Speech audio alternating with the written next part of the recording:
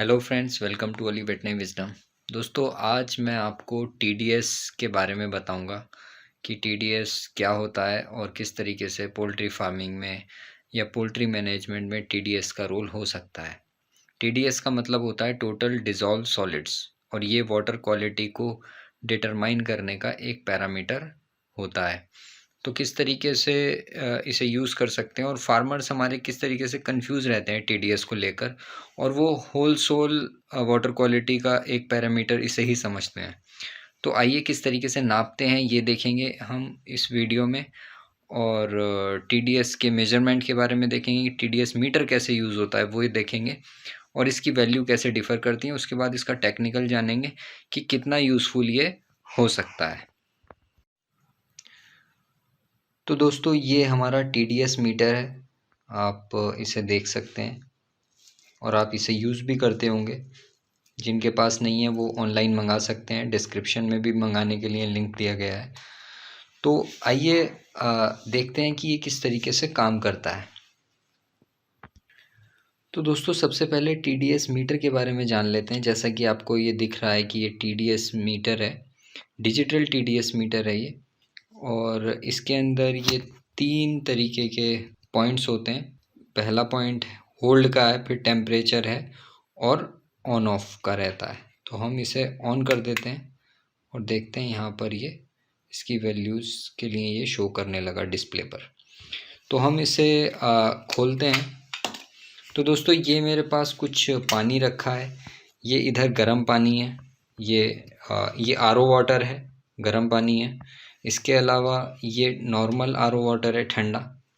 और ये हमारी टैप वाटर है। आप इसे देख सकते हैं, ये टैप वाटर है। और यहाँ पर ये मैंने नॉर्मल सेलाइन भी रखा है। ये 0.9% सोडियम क्लोराइड रहता है। और इसके अलावा ये कुछ नमक भी रखा है, इसे भी हम मिला के देखेंगे कि किस तरीके से हमारे टीडीएस पर सॉल्ट्स का इफ़ेक्ट पड़ता है। तो आइए शुरू करते हैं नॉर्मल पानी से। तो सबसे पहले हम टैप वाटर को देखेंगे कि टैप वाटर के अंदर किस तरीके से मीटर हमारा रीडिंग्स शो करता है। तो सबसे पहले हमें ये ज़रूरी होता है कि हम इसका टेम्परेचर जान लें। तो टेम्परेचर वाला बटन हम दबाएंगे तो ये इस टाइम 20 डिग्री के करीब टेम्परेचर शो कर रहा है।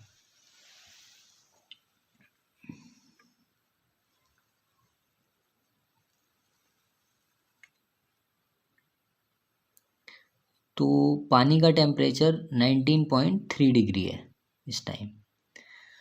और दूसरे गर्म पानी का देख लेते हैं।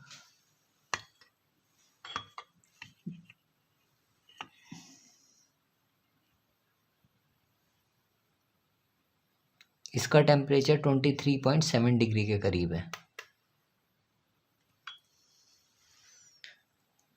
ये आप देख सकते हैं, इसे होल्ड करके हमने रखा था। तो टेम्परेचर इस वजह से जानना ज़रूरी होता है क्योंकि जो टीडीएस होता है वो बेसिकली हमारा ये बताता है कि कंडक्टिविटी वाटर की कितनी है, उसके अंदर जो डिज़ोल्व सॉलिड्स हैं, आयंस हैं, वो कितना कंडक्ट करते हैं पानी को। तो अब देखते हैं कि इसके अंदर डिज़ोल्व सॉलिड्स या टीडीएस इसका कितना है। तो फिर इसे ऑन करते हैं हम अपने मीटर को। यहाँ पर देख सकते हैं ये 0 है, और इसे हम सीधा डिप करते हैं।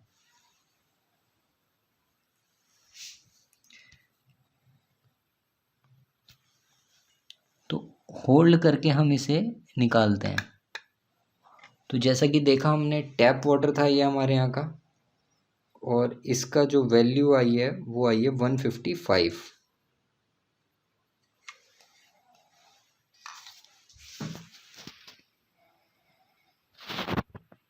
ये देख सकते हैं 155 इसकी वैल्यू आई है। तो ये नॉर्मल टैप वाटर की है, ठंडे पानी की वैल्यू थी। अब देखते हैं नॉर्मल हमारा जो आरओ वाटर है उसकी कितनी वैल्यू है। तो हम इसे दोबारा करते हैं, 0 पे आ गया है हमारा ये। अब हम इसे डालते हैं और चेक करते हैं।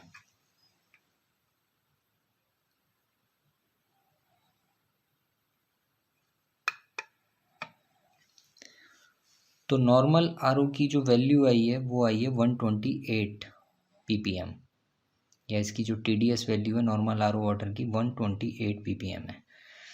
अब हम इसे दोबारा ऑफ करते हैं और देखते हैं गर्म पानी की कितनी वैल्यू आती है।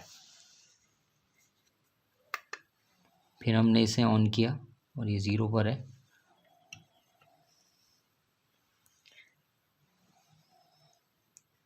इसे होल्ड कर लेते हैं यहाँ पर 265। तो आप देख सकते हैं दोस्तों, जो गर्म पानी है हमारा 23 डिग्री पर था, इसका जो TDS वैल्यू है वो 265 हो गया है। यहाँ पर नॉर्मल का हमने अभी अभी देखा था, वो कितना था? तो नॉर्मल RO वाटर की हमारी जो TDS वैल्यू थी वो थी 128, और जब ये गर्म हो गया है, सिर्फ 4 या 5 डिग्री का इसके अंदर फ़र्क आया, इसकी TDS वैल्यू हो गई है 265। तो दोस्तों, जब आप TDS वैल्यू देखते हैं अपने TDS मीटर से, तो टेम्परेचर का TDS के ऊपर बहुत फ़र्क पड़ता है, क्योंकि जैसे जैसे टेम्परेचर बढ़ता है, आयोनाइजेशन, अंदर आयंस का जो डिज़ोल्व सॉलिड्स हैं उनका आयोनाइजेशन बढ़ता है, जिसकी वजह से कंडक्टिविटी बढ़ जाती है और TDS की वैल्यू चेंज हो जाती है। अब हम ये देखेंगे कि ये नॉर्मल सेलाइन है, इसका ये नॉर्मल सेलाइन है 0.19, और इसका कितना आता है हमारा TDS की वैल्यू।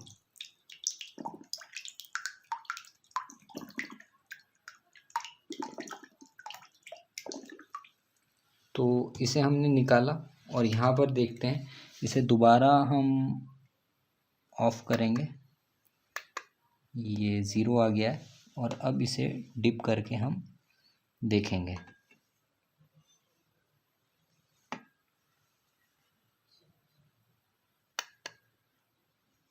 तो दोस्तों, नॉर्मल सेलाइन हमारा 0.9% नॉर्मल सेलाइन है, इसकी जो TDS वैल्यू आई है वो आई है हमारी 365 ppm। तो कितना ज़्यादा इसके अंदर, इतनी ही इसकी मतलब स्टैंडर्ड है, क्योंकि ये तो इसकी इतनी ही TDS होती है, इसके अंदर सिर्फ सोडियम और क्लोराइड डिज़ोल्व है। अब हम सोडियम और क्लोराइड डिज़ोल्व करते हैं अपने अलग अलग पानी में और देखते हैं कि TDS वैल्यू पर उसका क्या प्रभाव पड़ता है। तो हम इसे दोबारा से ऑफ कर देते हैं, यहाँ से ये ऑफ होगा, और हम इसमें थोड़ा सा नमक मिला के देखते हैं। ये नमक है और हमने ये इस पानी में मिला दिया है, आप देख सकते हैं। इसी तरीके से हमने गर्म पानी में भी थोड़ा नमक मिलाया और थोड़ा टैप वाटर में।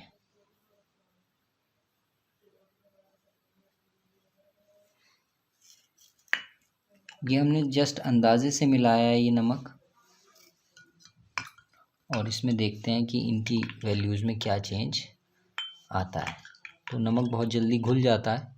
फिर आपको बताऊंगा कि सोडियम वगैरह का क्या इसका इफ़ेक्ट रहता है। तो हम दोबारा इसे ऑन करते हैं अपने TDS मीटर को। दोस्तों, ये सेंसर का सारा खेल होता है इसके अंदर। अब हमने देखा तो ये जो वैल्यू थी हमारी, इसे होल्ड करके निकाल लेते हैं, फिर देखते हैं कितनी वैल्यू आई है। तो दोस्तों, आप देख सकते हैं कि ये जो वैल्यू है ये 293 हो चुकी है। यहाँ पर देखिए आप, 293 वैल्यू आई है इसकी, और ये कितनी थी? ये थी जस्ट 153 के अराउंड। तो मेरा बताने का जो मकसद है वो मैं अभी एक्सप्लेन करूँगा जब ये वीडियो आगे हम देखेंगे। तो और ये ठंडा पानी था, 293 यहाँ पर आई है। अब इसे फिर दोबारा ऑफ करते हैं, फिर ऑन करते हैं। अब देखते हैं कि इसके अंदर कितनी हमारी वैल्यू हुई है। RO वाटर के अंदर भी हमने नमक मिलाया था। मकसद हमारा सिर्फ यह है देखने का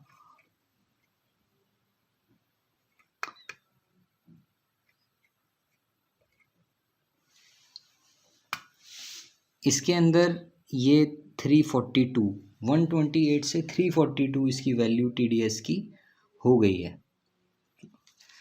फिर अब हम इसे देखते हैं, फिर से इसे 0 करते हैं, 0 हो गया है ये, और दोबारा से देखते हैं हम गर्म पानी के अंदर।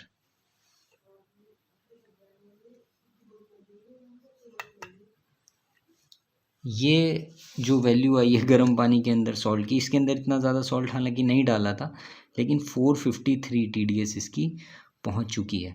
तो दोस्तों सॉल्ट्स जो डिज़ोल्व हम करते हैं अपने पानी के अंदर, उनका काफ़ी ज़्यादा रोल रहता है। और ये देखने को मिलता है कि हम जिस तरीके से अपने पानी की TDS को जानने की कोशिश करते हैं, उससे एक इन्फ्रेंस निकालने की कोशिश करते हैं, किस तरीके से हमारे काम आए वो इन्फॉर्मेशन, वो यहाँ पर मैंने आपको करके दिखाया। ये TDS मीटर है, इसमें सारा खेल सेंसर का होता है। अच्छी क्वालिटी का TDS मीटर लेना चाहिए, सेंसर्स इसमें लगे रहते हैं यहाँ पर। तो आप अगर चाहें तो ऑनलाइन इसे मंगा सकते हैं, नीचे डिस्क्रिप्शन में इसका लिंक दिया गया है। हम भी ये मतलब प्रोवाइड करते हैं अच्छी क्वालिटी के TDS मीटर, और ये काफ़ी पोर्टेबल रहते हैं। इसके अलावा दोस्तों मैं आपको और इक्विपमेंट जो पोल्ट्री फार्मिंग में यूज़ हो सकते हैं, उनके यूज़ के बारे में भी बताऊंगा। जैसे कि ये इक्विपमेंट्स आप देख सकते हैं, जैसे कि यहाँ पर आप ये इक्विपमेंट्स और इंस्ट्रूमेंट्स देख सकते हैं, ये किस तरीके से काम आते हैं पोल्ट्री के अंदर, तो उनके बारे में भी मैं आपको बताऊंगा। जैसे ये pH मीटर है, ये डिजिटल pH मीटर है।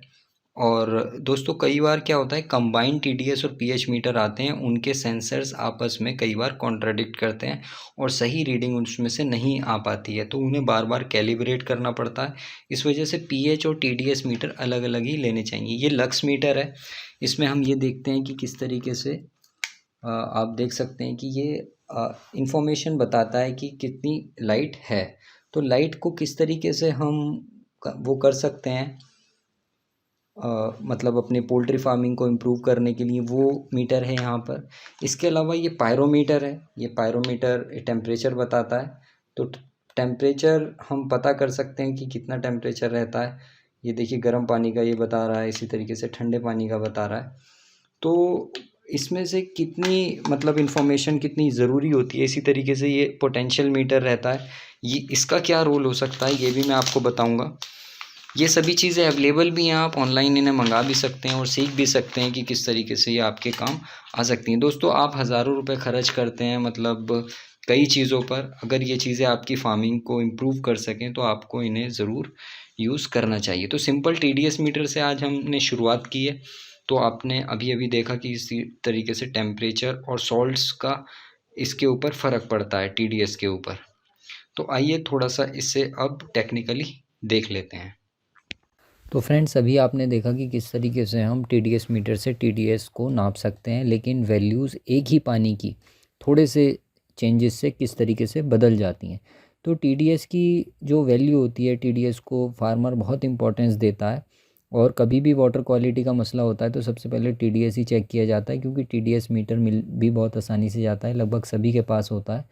तो ये उसकी एक मतलब बेनिफिट भी है, लेकिन उससे क्या फ़ायदा हम हासिल कर सकते हैं, कैसे उन वैल्यूज़ को पढ़ सकते हैं प्रैक्टिकली, वो हम यहाँ पर इसमें देखेंगे।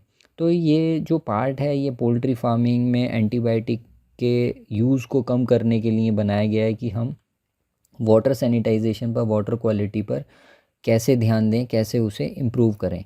तो ये पर्टिकुलर नोट्स हैं कि importance of TDS in water quality. तो TDS का मतलब होता है टोटल डिज़ोल्व्ड सॉलिड्स। इसका मतलब है कि जो भी कंसंट्रेशन, जो भी चीज़ पानी के अंदर है, उस वो कितनी है, उसकी कितनी मात्रा है।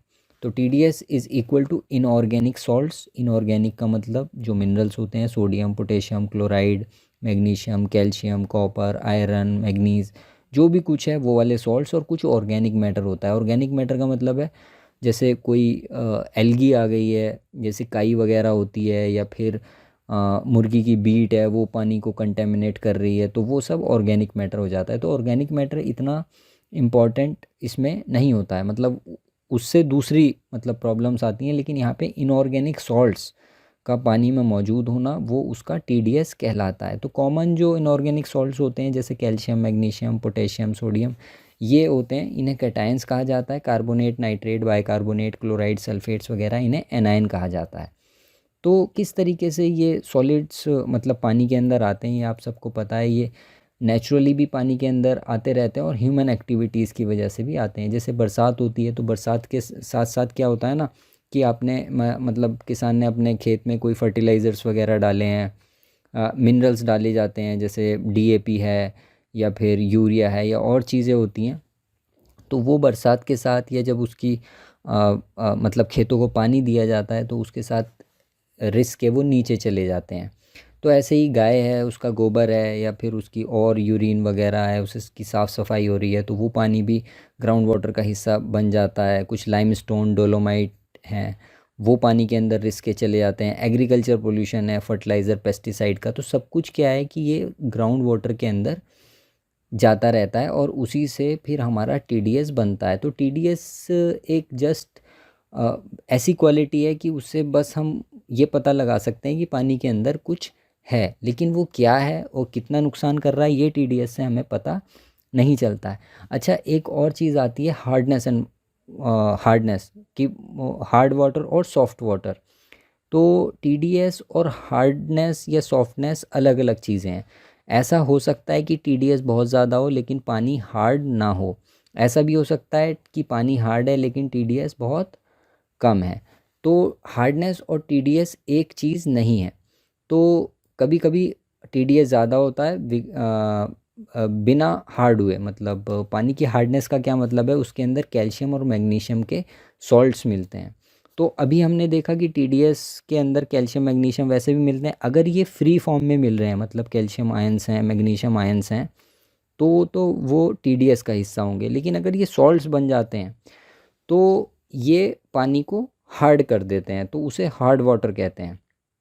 तो इसके लिए वाटर सॉफ्टनर मिलाए जाते हैं। तो हार्डनेस का पता कैसे चलता है कि पानी हार्ड है हमारा?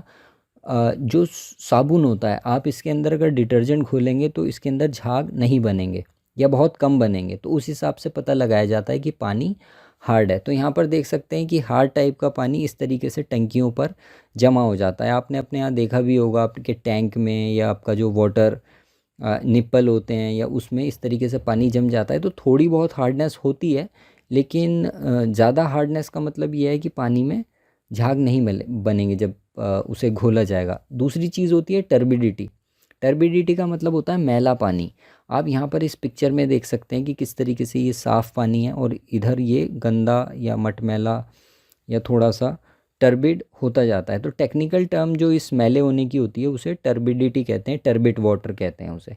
तो टर्बिडिटी किस वजह से आती है? सिल्ट आ जाती है, मतलब जैसे उसके बोरिंग ठीक नहीं हुआ है, वहाँ पर मिट्टी है पानी के अंदर, क्ले है, एल्गी है, काई वगैरह आ जाती है, कुछ और ऑर्गेनिक मटेरियल्स होते हैं वो पानी के अंदर आते हैं, तो ये काफ़ी ख़तरनाक होती है। तो टर्बिड हमारा पानी नहीं होना चाहिए, वो देखने में क्लियर साफ़ होना चाहिए, भले ही उसका टीडीएस ज़्यादा हो। अगर वो टर्बिड होगा तो वो पीने लायक नहीं है। 5 ppm तक, 5 मिलीग्राम तक भी वो प्रॉब्लम कर सकता है। वो उसे अनपैलेटेबल बना देता है, उसका जायका ख़राब कर देता है। और भी बहुत सी चीज़ें होती हैं, कंटेमिनेशन होता है उसके अंदर, बैक्टीरिया वैक्टीरिया हो जाते हैं, तो वो पाइपलाइंस को क्लॉग भी कर देता है, बंद भी कर देता है। अगर निपल सिस्टम है तो वहाँ पे और भी प्रॉब्लम आ जाती है। तो इसका क्या मतलब होता है कि टीडीएस की वैल्यू से हम क्या इंडिकेट कर सकते हैं, क्या पता लगा सकते हैं, और मुर्गी की हेल्थ को ये किस तरीके से अफेक्ट करता है, ये थोड़ा सा हम जान लेते हैं। तो जैसा कि मैंने बताया कि टीडीएस कोई डायरेक्ट मेजरमेंट नहीं है हार्मफुल सब्सटेंसेस या पोल्यूटेंट्स का पानी के अंदर। इससे हमें कुछ नहीं पता चलता है, सिर्फ ये पता चलता है कि पानी के अंदर कुछ सॉल्ट्स मौजूद हैं। वो हार्मफुल हैं या नहीं हैं, इसका हमें कोई पता टीडीएस से नहीं चलता है। तो टोटल जो डिज़ोल्व सब्सटेंसेस होते हैं पानी के अंदर उसे ही टीडीएस कहा जाता है। तो डिस्टिल वाटर, जैसे डिस्टिल वाटर आता है, आपने देखा होगा, वो जो इंजेक्शन लगाने के लिए साथ में पानी मिलता है वो स्टेराइल या डिस्टिल वाटर होता है। उसका जो टीडीएस होता है वो 0.5 होता है। तो ये माना जाता है, मतलब थियोरेटिकली, कि डिस्टिल वाटर का टीडीएस 0 है, उसके अंदर कोई सॉल्ट मौजूद नहीं होता है। अगर हम समुद्र के पानी को उठा के देखें तो उसका जो टीडीएस है वो 30,000 तक होता है। तो ये एक रेंज है।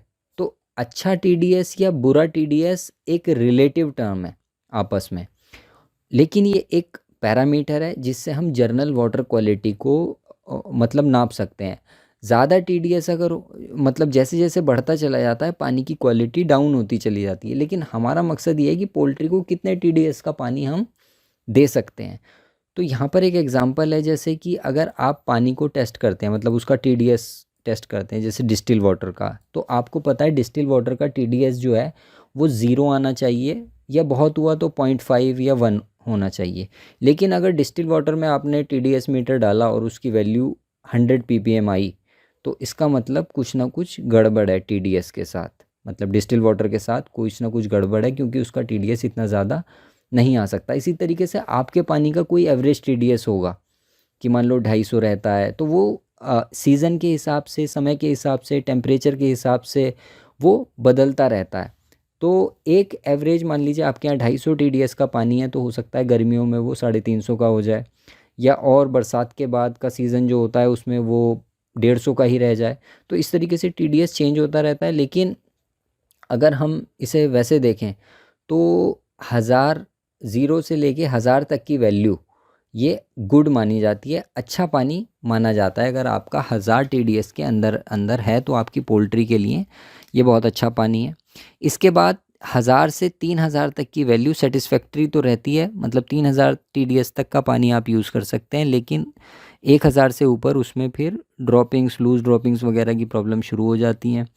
और जैसे जैसे TDS बढ़ती जाती है तो मतलब वेट ड्रॉपिंग्स, पानी का इंटेक कम हो जाता है, उसकी पैलेटेबिलिटी, उसका जायका ख़राब होने लगता है, और कई बार उसमें मोर्टलिटी भी देखने को मिलती है। तो ज़्यादा से ज़्यादा जो TDS हम ले सकते हैं वो 3000 तक यूज़ कर सकते हैं। उसके बाद हमें RO लगाना पड़ता है। लेकिन यहाँ पर बात नहीं रुक जाती, फिर हमें जब हम देखते हैं कि भाई TDS ज़्यादा है, मान लीजिए 1000 से ज़्यादा है, तो हमें ज़रूरत पड़ती है कि, और हमारे यहाँ कंटिन्यूसली पुअर परफॉर्मेंस हम फ्लॉक्स की देखने को मिल रही है, तो हमें ज़रूरत होती है कि हम इसके कोलाइफॉर्म काउंट या इकोलाई इसके अंदर चेक कराएं, टोटल बैक्टीरिया चेक कराएं, या और नाइट्रेट, आयरन कंटेंट वगैरह कितने हैं उन्हें हमें चेक कराना पड़ता है।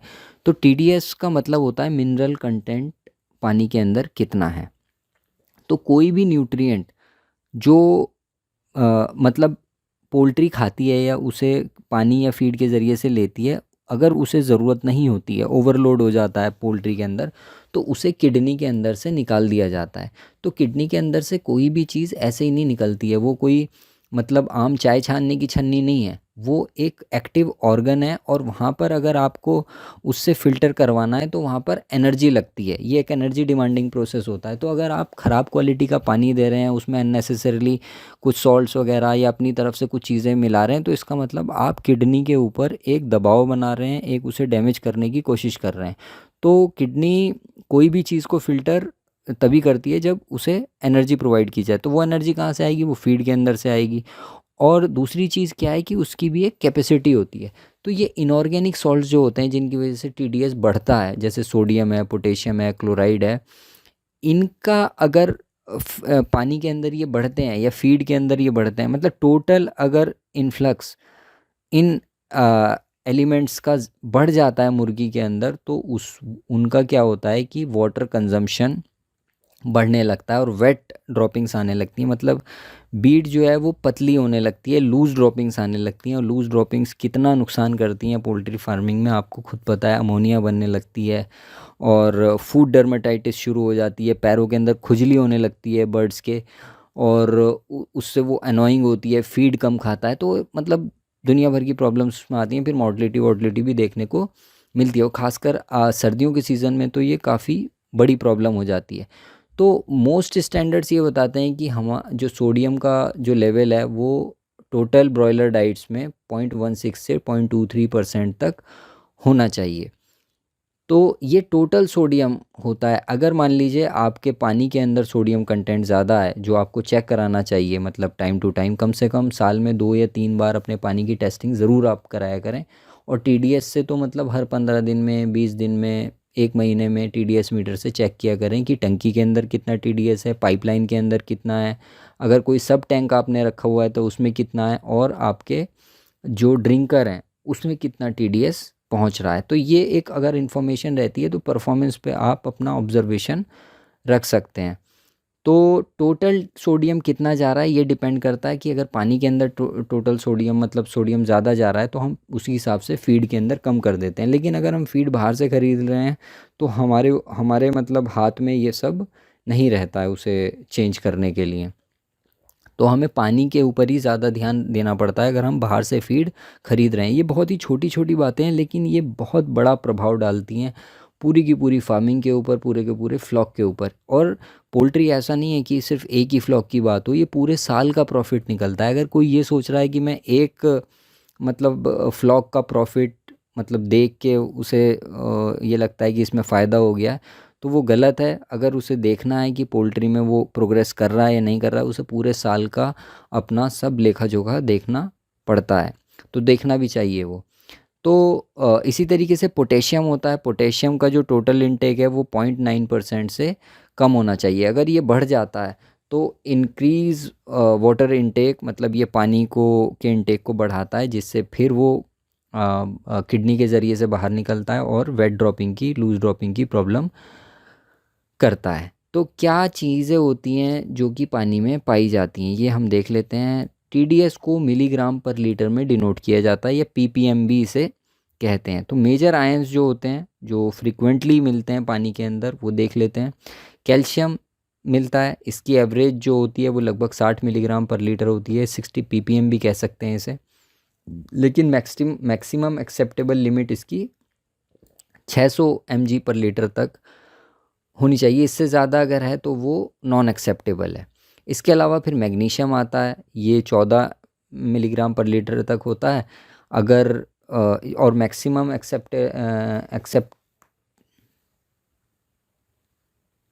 मैक्सिमम एक्सेप्टेंस लेवल इसका 125 मिलीग्राम तक रहता है। इसी के साथ साथ सोडियम है, ये 32 मिलीग्राम पर लीटर तक है, और ये 50 मिलीग्राम पर लीटर तक इसकी मैक्सिमम एक्सेप्टेंस लेवल होती है। लेकिन ये 300 तक भी जा सकता है, बशर्ते कि सल्फ़ेट और क्लोराइड आपके पानी के अंदर ना हो।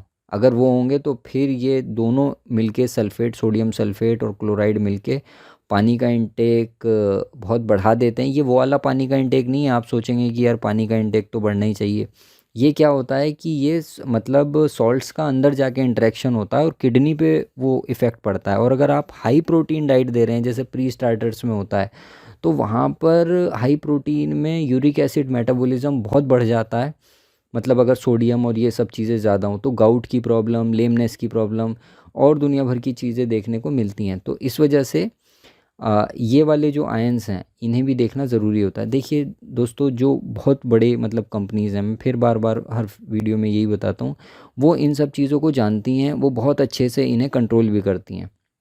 उन्होंने दो चीज़ें पकड़ी हुई हैं, एक तो उन्होंने हवा पकड़ी हुई है और एक उन्होंने पानी पकड़ा हुआ है, कि पानी के अंदर से 50% से ज़्यादा बीमारियां आती हैं। तो पानी को बहुत इम्पोर्टेंस दी जाती है बड़ी कंपनियों द्वारा, जो कि बहुत बड़े बड़े मतलब ग्रुप्स हैं, 10-10 हज़ार, 15-15 हज़ार करोड़ के ग्रुप्स हैं। वो इन चीज़ों पर बहुत ध्यान देते हैं, जो आप नज़रअंदाज करके निकल जाते हैं। आपको हर चीज़ के लिए दवाई चाहिए, आप हर बात को, या जो भी प्रॉब्लम आपको पोल्ट्री में दिख रही है, आप उसे चाहते हैं कि वो दवाई से ठीक हो जाए, है ना। वही सबसे आसान लगता है। इसी बात का फ़ायदा कंपनियां उठाती हैं और वो आपको तरह तरह की दवाइयां बना के देती भी रहती हैं। लेकिन बहुत सी चीज़ें ऐसी होती हैं जो सिर्फ आपके सिर्फ मैनेजमेंट से उन्हें आप सॉल्व कर सकते हैं, लेकिन उसके लिए होनी चाहिए नॉलेज। मतलब ऐसा नहीं है कि आप बिल्कुल ही पढ़ पढ़ के एक पीएचडी कर लें इसमें, तो वो भी ज़रूरत नहीं है। लेकिन आपको अपने मतलब की बात कम से कम पता हो। तो पानी की क्वालिटी को देखना और इम्प्रूव करना, ये बहुत मतलब इम्पॉर्टेंट है। जो भी आपके पास स्पेयर मनी आती है, हालांकि मनी कभी स्पेयर नहीं होती है, लेकिन थोड़ा सा अगर आपको लग रहा है कि प्रॉफिट हुआ है, तो उसे आप अपने आगे प्रोग्रेस के लिए लगाएं। कुछ टेक्नोलॉजी मतलब सीखें, कुछ चीज़ें सीखें, पानी को कैसे टेस्ट किया जाता है, किन चीज़ों में की इम्पोर्टेंस रहती है। तो फिर इसी तरीके से आता है क्लोराइड। क्लोराइड का लेवल भी जैसा मैंने बताया कि एक्सेप्टेंस लेवल तो इसका बहुत हाई है, कि 250 mg पर लीटर तक हम इसे एक्सेप्ट कर सकते हैं। लेकिन अगर सोडियम भी ज़्यादा होगा तो क्लोराइड उसके साथ मिलके फिर डैमेज करता है परफॉर्मेंस को। सल्फ़ेट का भी यही है, सल्फ़ेट भी।